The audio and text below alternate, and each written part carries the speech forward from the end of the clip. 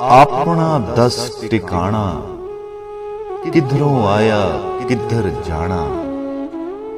ਜਿਸ ਠਾਣੇ ਦਾ ਮਾਣ ਕਰੇ ਤੂੰ, ਉਹਨੇ ਤੇਰੇ ਨਾਲ न ਜਾਣਾ। ਜ਼ੁਲਮ ਕਰੇ ਤੇ ਲੋਕ ਸਤਾਵੀਂ, ਕਸਬ ਫੜਿਓ ਲੁੱਟ ਖਾਣਾ। ਕਰ ਲੈ ਚਾਵਲ ਚਾਰ ਦਿਹਾੜੇ, ਔੜਕ ਤੂੰ ਉੱਠ ਜਾਣਾ।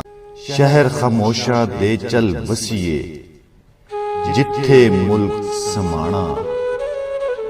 ਭਰ ਭਰਪੂਰ ਲੰਗਾਵੇ ਡਾਡਾ, ਮਲਕੁਲ ਮੌਤ ਮੁਹਾਣਾ।